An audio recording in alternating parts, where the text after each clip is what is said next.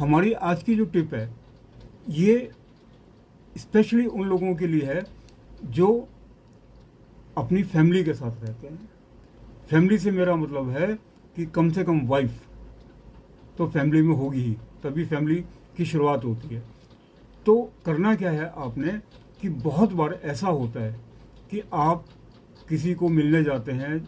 मिलने का मतलब ये है कि आप किसी शॉप के ऊपर कोई ऐसा सामान लेने गए हैं जहाँ पर आपको टाइम लग सकता है। फॉर एग्ज़ाम्पल कोई गारमेंट शॉप पे चले गए हैं, किसी ज्वेलरी की शॉप पे चले गए हैं, या किसी काम से किसी बंदे के ऑफिस में मिलने चले गए हैं और वो बंदा चेप हो गया आपको।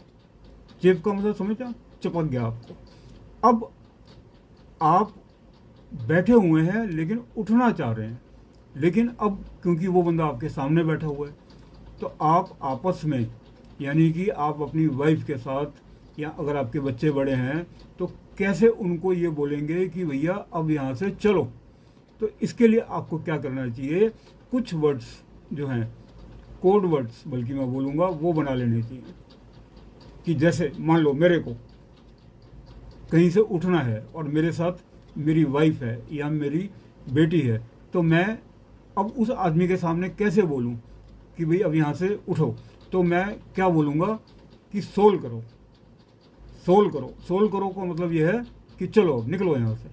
ठीक है, आपने अक्सर देखा होगा कि जब आप ज्वेलरी शॉप में जाते हैं तो हर ज्वेलरी शॉप पे एक लैंग्वेज बोली जाती है, जो लैंग्वेज सिर्फ उनके स्टाफ को आपस में समझ आती है, तो वो एक कोड लैंग्वेज होती है।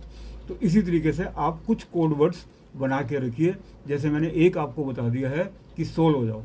ठीक है, ऐसे ही डिफरेंट डिफरेंट सिचुएशंस होती हैं कि आप कहीं गए, आपको कोई बंदा जमा ही नहीं है, तो इसके लिए भी आप एक कोड वर्ड बना सकते हो। तो आप उस बंदे के सामने डायरेक्टली ना ये बोल के कि हमें तुम्हारी बात नहीं जम रही, तो आप आपस में इस कोड वर्ड का यूज़ करिए।